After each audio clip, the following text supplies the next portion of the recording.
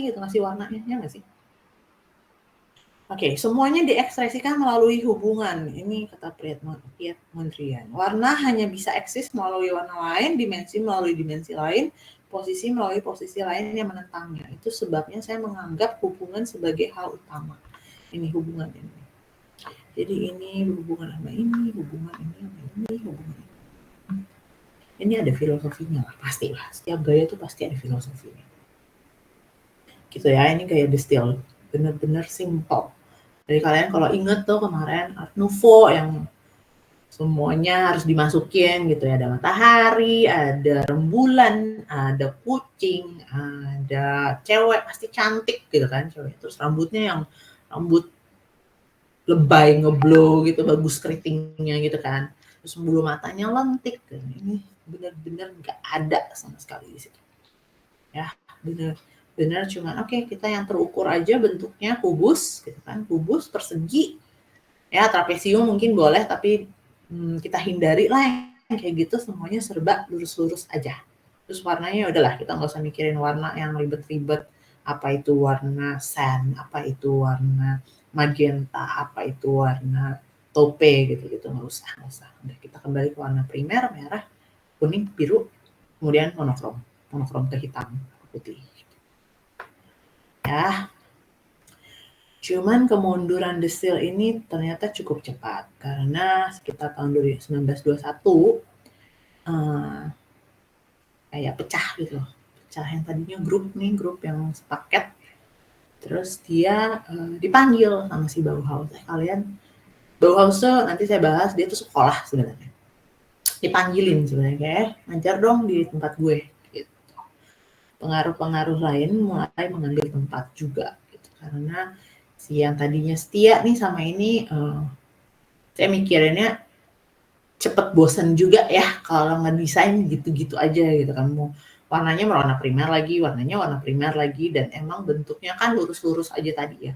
Itu bikin cepet bosen sebenarnya. Tapi ada juga pengaruh lain itu dari aliran Malevich dan konstruktivisme dari Rusia, walaupun sebenarnya kalau konstruktivisme ini kurang banyak yang menyukai ya, karena kalau apapun yang dari Rusia itu pasti banyak urusannya sama politik, gerakan militer yang kayak gitu itu nggak banyak lah, pasti nggak banyak yang bertahan lama gitu. Ya lihat aja sekarang lah ya, sekarang kita ngebahas perang juga nih.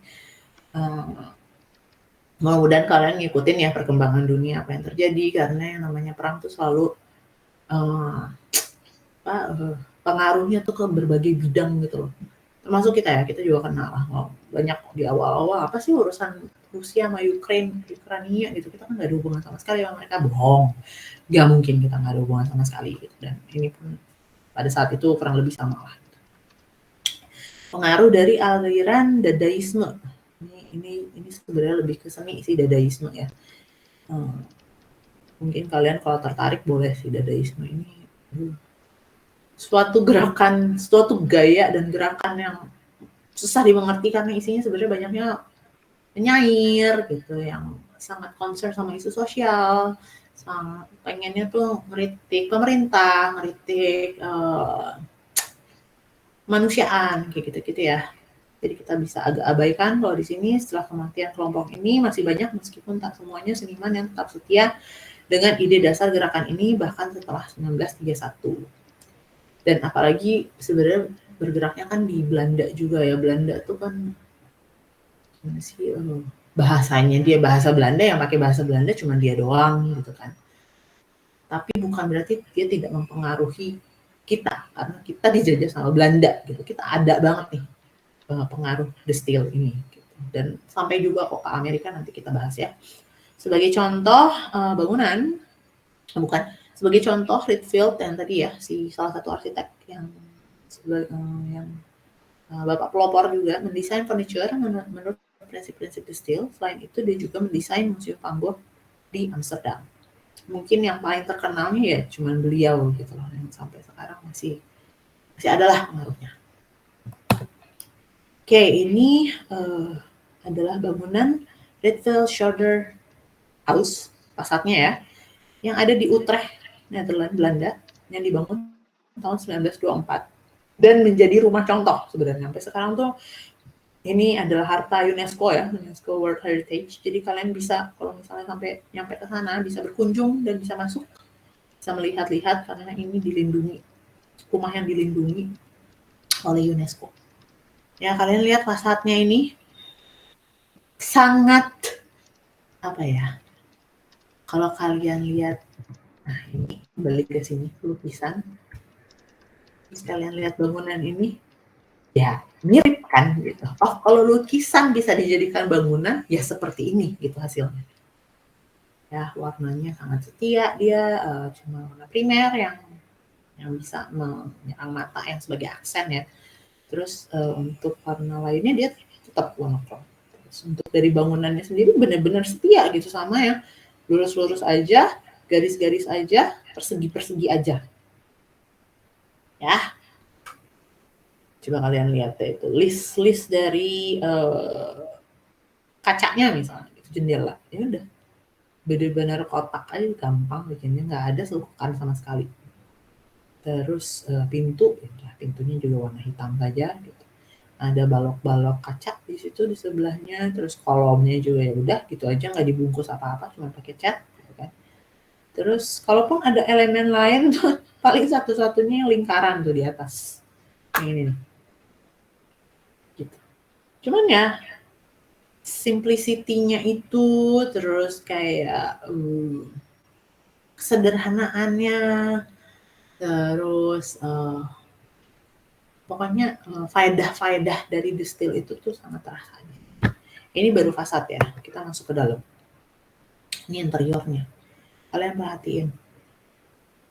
Mau apapun juga ya, semua furniture-nya semuanya kotak-kotak. Sampai si kursinya sendiri nih ya, kalau dilihat dari depan kalian gambar tampak depan gitu ya, bentuknya cuma kotak. Gitu. Ya kita perlu kemiringan karena secara ergonomi kan kalau kotak banget kan juga nggak enak ya duduknya. Warnanya aja bener-bener setia gitu, warnanya biru, merah. Dan itu warna primer, nggak ada turunannya, nggak ada naikannya. Kotak-kotak, semuanya kotak. Lantai kotak. Di atasnya bersih, gitu kan, ceilingnya bersih. Ini lampu aja kotak. Semuanya kotak, sudut bersudut. Itu bersudut tajam. Jadi ini apa nih? Ini tempat tidur ya. Terbuka, kalian yang lagi bikin stupin ruang personal, ini bisa nih, gitu ya. Bisa dijadikan wawasan kalian. Oh, ruang terbuka seperti ini, oke, bisa tinggal digeser doang ya, ini pintu. Terus ininya juga dari dapur nih kelihatan loh tempat tidur gitu kan, nggak masalah. Ini cara bikin tangga nih, kemarin siapa yang bikin mezanin ya, dilihat kalau belok tuh harus ada bordes dulu, baru naik lagi, nggak bisa tangga langsung begitu tuh ya, baru naik lagi. Terus kalaupun kalian siapa namanya si Redfield ini bosen sama kok warna dindingnya ya putih abu-abu lagi ya gitu, ya ini berani kasih di sini ada aksen warna biru, itu juga bisa ya, kayak gitu, ngasih elemen yang berbeda tapi tetap setia sama si konsep tersebut gitu. Oke, ada pertanyaan nggak sampai di sini? The Still belum, Bu. belum ya, oke. Oh ini bahkan si ME-nya nih ya, itu juga kotak-kotak doang, bener-bener semuanya fungsional aja deh gitu, nggak ada tuh yang namanya meliuk-liuk, nggak ada tuh yang serba cantik harus feminin gitu tuh nggak ada. Nah ini kursi yang sangat terkenal namanya Red Blue Chair, didesainnya 1918 sampai penyempurnaannya 1923 oleh si arsitek tadi ya, Gerrit Rietveld, yang benar-benar setia sama The Still tadi gitu. Oke, kakinya warnanya hitam, terus sandarannya warnanya merah, untuk dudukan warnanya biru. Nah, detailnya itu ya di sini. Kasih warna kuning. Detailnya seperti itu. Ini pada saat itu tidak bisa disebut detail. Ini no detail. Padahal kalau untuk sekarang ini detail. Itu ya, itu yang namanya perkembangan desain itu seperti itu. Ini contoh lagi nih, Direct Ticket Ud Martinez Rotterdam. Ini adalah sebenarnya tuh temporary office. Jadi kalian kalau kadang-kadang kalau jalan-jalan di jalan raya gitu, terus ada pembangunan gedung bertingkat tinggi, mungkin sampai 50 lantai gitu ya. Pasti ada kantor manajemennya atau kantor mandor. Nah, kantor mandornya itu kan biasanya temporary ya, yang bisa dirubuhin gitu. Bisa dirubuhin kalau sekarang mungkin pakai kontainer gitu, pakai kontainer bekas ya. Nah, ini bangunan ini mengikuti faedah-faedah The Steel. Dia kotak-kotak, sebuah kotak-kotak, terus warnanya juga setia tadi merah biru kuning gitu ya. Dengan sedikit warna abu-abu untuk detail lainnya. Bangunan ini sempat diruntuhin jadi fungsinya itu sebagai bangunan kantor temporary suatu pembangunan. Saya juga kurang paham pembangunan apa pada saat itu. Sempat diruntuhin cuman karena dibangun kembali untuk ya pembelajaran yang namanya The Steel itu apa. Jadi bisa ditemukan kadang-kadang di beberapa taman-taman lah kalau di Belanda. Ini ada yang satu yang fix adanya di Rotterdam. Kalau mau berkunjung ya. Gitu. Ini kayak Lego sih, ini mengingatkan saya sama bangunan Lego gitu kan. Bangunan Lego juga sebenarnya kan pasang copot ya. Pasang copot dan bentuknya juga ya gitu. Pakem gitu. Kotak-kotak aja gitu, tapi bisa membangun sesuatu sampai sesuatu hal yang besar-besar gitu lah. Oke, contoh lain. Nah, ini walaupun tadi kan si The Steel ini lahirnya di Belanda dan runtuhnya juga di Belanda dari tahun 1917 sampai 1931. Sementara si Ems House di California ini dibangunnya tahun 1945 sampai 1949, yaitu setelah Perang Dunia Kedua. Nah, jadi bagi si Ray dan Charles Ems itu, adik kakak, The Steel itu suatu gaya yang mereka anggap bisa nih diteruskan, bisa nih dikembangkan, gitu ya. Mereka setia sama faedah tersebut ya. Semuanya serba lurus aja, semuanya serba kotak-kotak aja, harus banyak penggunaan baja gitu kan. Untuk si konstruksinya sendiri dan semuanya dikacain. Kalaupun ada satu ruang, satu bagian elemen dinding yang harus yang udah masa kaca semua gitu kan, kita kasih detail lain lah. Ini pakai panel, suatu panel yang bisa gitu ya, kita blok, masif blok namanya putih gitu. Dan ini kalau saya percaya banget banyak banget coffee shop yang kita temukan zaman sekarang yang cuma seperti ini. Ini cocok banget untuk bangunan yang sebenarnya temporary ya tadi kayak ini. Kayak si temporary office ini dijadikan seperti ini gitu. Walaupun ini nggak temporary ya, ini ya sudah seperti ini apa adanya lah gitu. Dan sudah berdiri bertahun-tahun lamanya di dalamnya seperti ini ya, tentu saja dikembangkan lah dengan kebutuhan si pemilik pada saat itu. Dia itu konsepnya ingin rumah yang terbuka gitu ya, dengan ceiling tinggi, bisa melihat alam, bergabung dengan alam, seakan-akan kalian tinggalnya di alam bebas gitu. Makanya semuanya serba dikacain gitu kan.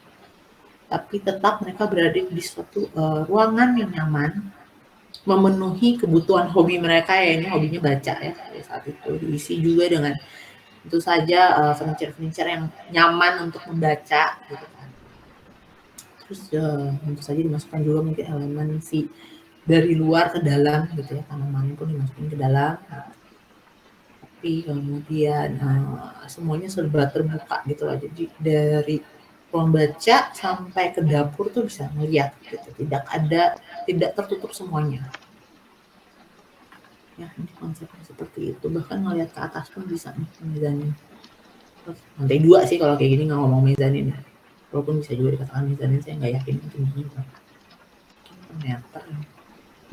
Sampai 7 meter deh. Gitu. Ini sekarang case study house number 8 ini terbuka untuk umum karena si pemiliknya adalah anaknya atau cucunya si Amos ini. Dan dia terbuka untuk kalian seperti kalian gitu mahasiswa kalau mau studi ke situ mau ya studi lah karya wisata ke sini untuk belajar arsitektur tuh bisa. Jadi yayasan gedung ini tuh jadi yayasan sekarang. Gitu. Ada pertanyaan untuk Amos House di California? Gak ada ya, tapi nah itulah si destilnya itu masih terasa di sini.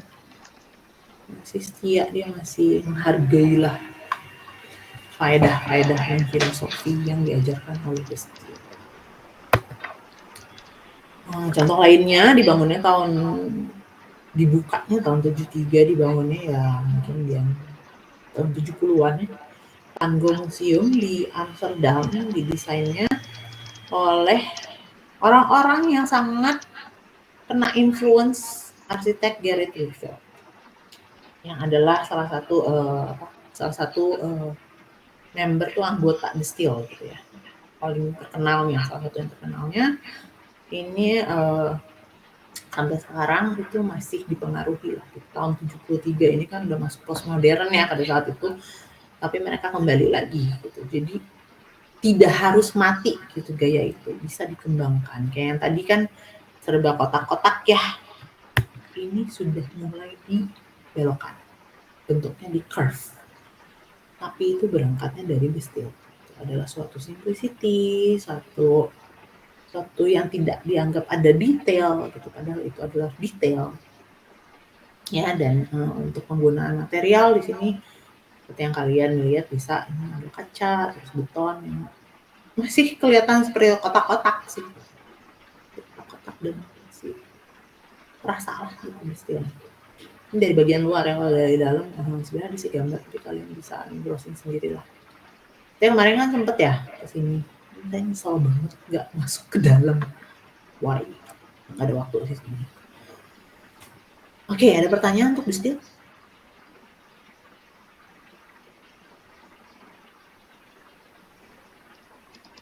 Kalau di Indonesia kalian bisa mikir nggak apa sih yang dapet nih destil? Bangunan apa ya yang terpengaruh?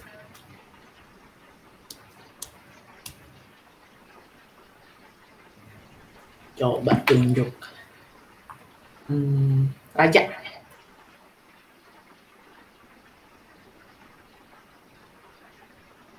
Halo.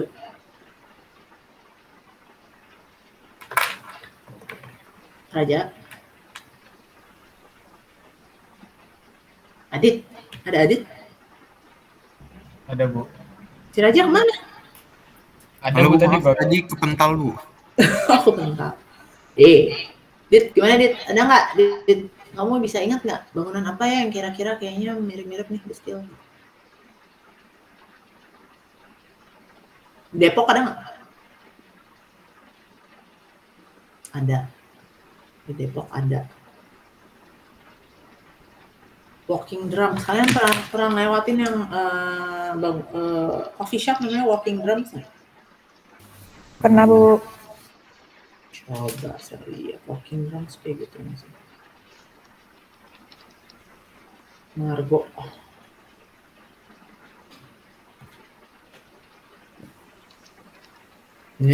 Ada nih pengaruhnya sedikit. Kotak-kotak, pakai baja gitu. Sebenarnya sih coffee shop zaman sekarang sih ada pengaruhnya banget lah dari sini, dari destil ini. Lagi yang bangunan-bangunannya apa ya, kita nyebutnya sih kalau sekarang ini ya industrial gitu.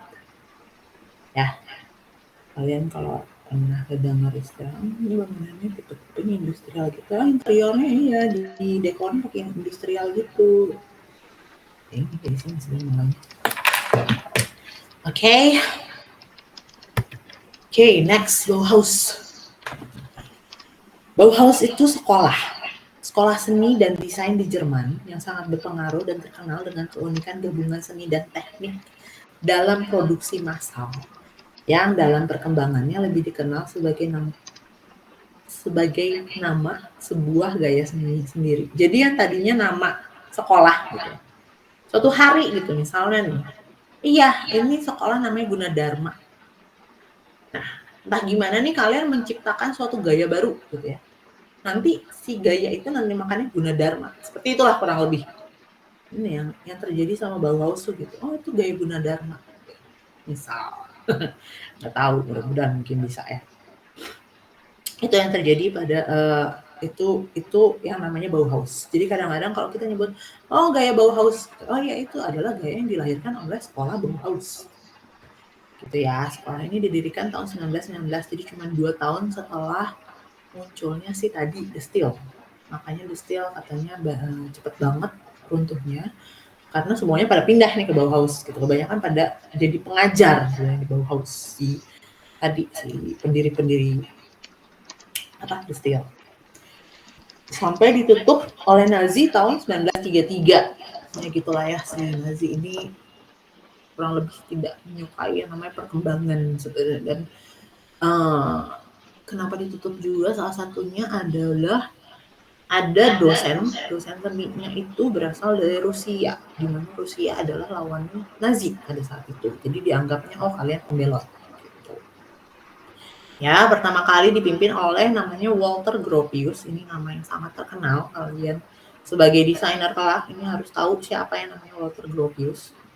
Ya lahirnya segitu, meninggalnya segitu. Sama Ludwig Mies van der Rohe. Ini kalian ada yang dapat Ludwig Mies van der Rohe ya? Atau belum pembagian ya kita ya? Belum pembagian, belum ya? Oke, ingatin saya ya. Dan harus kalau bisa sih hari ini. Ini pertama kalinya dipimpin oleh itu dan wakilnya ya, si Mies van der Rohe ini. Bauhaus bergerak dalam bidang arsitektur utamanya, utopia berdasarkan pada idealisme dari bentuk yang sederhana dan fungsi yang lugas. Jadi nerusin si The Steel tadi sebenarnya. Dan sebuah kepercayaan bahwa mesin perekonomian dapat membawa secara elegan benda-benda yang telah didesain menjadi milik massa. Jadi ini juga suatu reaksi protes dari gaya seperti tadi Art and Craft dan si Art Nouveau gitu ya. Semuanya kembali lagi ke pengrajin. Pengrajin terus seorang arsitek itu harus diagung-agungkan gitu kan kalau si Art Nouveau tadi. Kita menentang yang namanya barang produksi pabrik gitu. Sementara si Bauhaus ini loh kenapa nggak boleh gitu, kenapa nggak boleh mengagungkan hasil produksi pabrik gitu. Kan bisa jadi lebih cepat, lebih akurat, lebih bisa dipakai semua orang gitu, lebih apa istilahnya itu namanya untuk semuanya tuh inklusif ya, lebih inklusif, nggak eksklusif bedanya itu, inklusif dan eksklusif ya. Menggunakan teknik-teknik dan material yang digunakan secara khusus untuk penggunaan pabrik atau manufaktur massal seperti baja, beton, krom, dan kaca. Jadi di sini dia mengutamakan teknologi baru, gitu. Dan bagaimana caranya supaya ini bisa menjadi desain yang baik dan benar dan kuat, solid, gitu. Ya, gitu. Bentuk yang sederhana dan fungsi yang lugas. Dari sekolahnya sendiri itu pertama kali dibangunnya di Weimar di tahun 1919 ke 1925, kemudian pindah ke kota Dessau, cepet banget nih 1925 sampai 1932, kemudian terakhir itu di Berlin sebelum ditutup ya, dari 1932 sampai 1933. Ini 3 bangunan di 3 kota. Yang terakhir ini Berlin yang ditutup. Gitu. Nah, ini adalah contoh dari apa sih desain Bauhaus itu. Ini kantornya si Mbah Walter Gropius ini. Penemu dari Bauhaus art seni dan arsitek sekolah arsitek di Weimar, Jerman ya. Tahun 1919. Ini sebenarnya sih karena waktu itu sudah ditutup dan pindah kota juga dari Weimar ke Dessau, kemudian pindah lagi ke Berlin. Sebenarnya ruangan ini adalah replika dulunya. reconstructed by Gerard Osman in 1999. Jadi baru-baru saja sebenarnya. Nggak nyampe 20 tahun lebih lah. Baru masuk ke 20 tahun gitu ruangan ini. Bisa dikunjungi tapi secara keseluruhan Bauhaus itu seperti apa sih? Ya seperti ini. Jadi kita masih ngerasain ya destilnya di sini gitu kan. Terus dia masih oke, warna kuningnya nih kita ingat sih warna-warnanya sih destil. Cuman dia banyak bermain di sini. Masih tetap setia juga elemennya, masih kubisme ya tadi sebagai geometris gitu. Cuman tidak kayaknya kotak-kotak banget Kak ya. Kita coba deh agak miring-miring diagonal gitu kan. Kita coba pakai warna lain. Turunannya tapi masih bold. Terus tapi untuk bentuknya sendiri itu masih simple banget. Walaupun kita kasih detail. Nah di sini kita bisa ngomong lah detailnya yang lain lah. Ini dibolongin kayak ininya agak ngambang. Ini untuk kursi ini kita agak lekuk dikit aja dikit. Ada lekukan dikit dari kita belajar juga tuh. Yang namanya lekukan sedikit pun untuk furniture itu sudah masuk ke detail.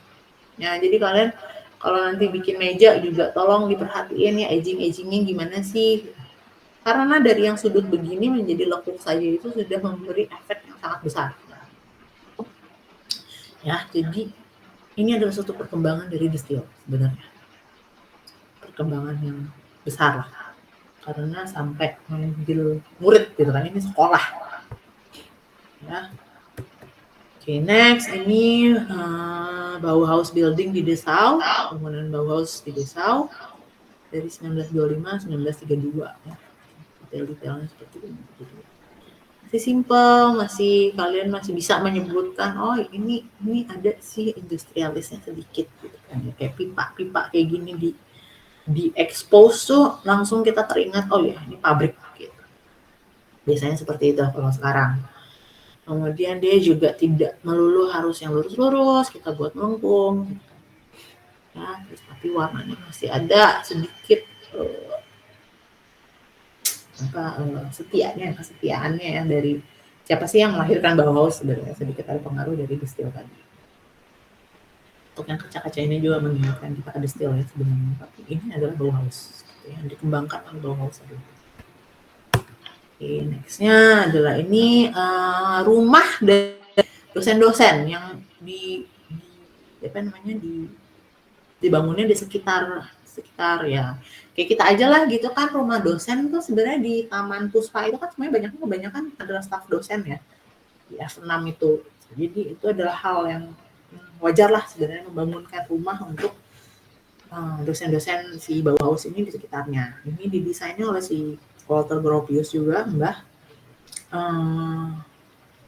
Salah satunya ini untuk Laszlo Moholy-Nagy, tapi sempat hancur pas Perang Dunia, kemudian dibangun lagi tahun 2014 oleh perusahaan konsultan firma Bruno Fioretti Marquez. Ini kayaknya orang Italia atau orang Spanyol ya gitu. Ini dibangun kembali nih, jadi yang baru nih, bukan yang aslinya.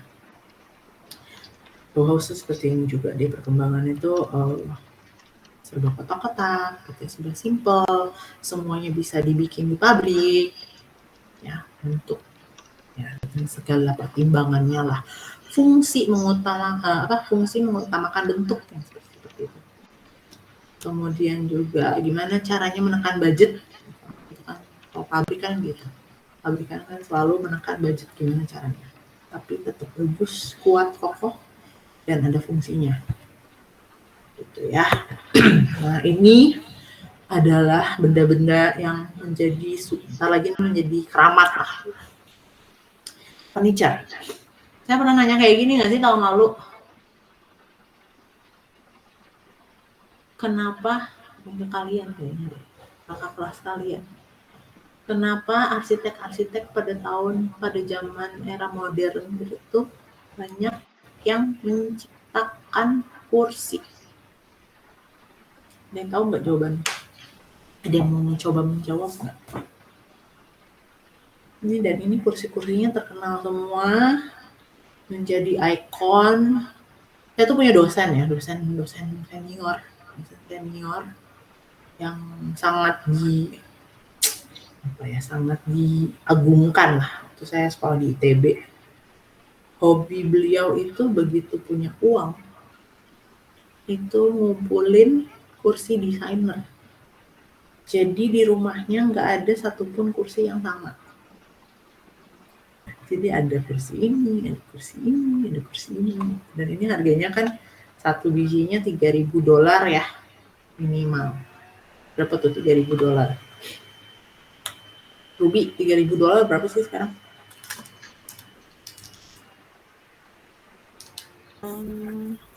Sekitar 150 juta bukan? iya Berapa sih? Bukan. 3.000 kali 15. Oh, udah 15.000 kan? Kayaknya sih. Untuk kan? 15.000. Oh, 45 juta. 45 juta, nggak nyampe 150 juta. Ya, ini ya $3.000, $6.000, gitu kan, ini mahal banget. Gitu. Coba kalian mau nggak sih menciptakan kursi itu persatuannya harganya 45 juta? Sekaya apa kalian? Ya, ini di sana mereka banyak banget menghasilkan produk-produk furniture yang baru. Sampai sekarang tuh masih memberikan pengaruh gitu ya. Ini pertama kalinya dibikin stack nanti saya bahas juga model yang seperti ini ya, meja yang sebenarnya satu jenis gitu, cuman ukurannya beda-beda. Terus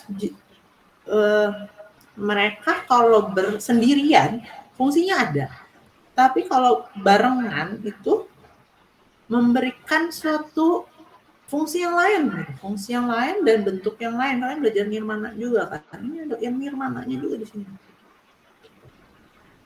Nah, sendirian mereka bisa berdiri sendiri, bersama-sama mereka lebih kuat. Gitu. Ya, bisa jadi elemen dekorasi, ada fungsinya, suatu hal yang baru, menarik mata juga.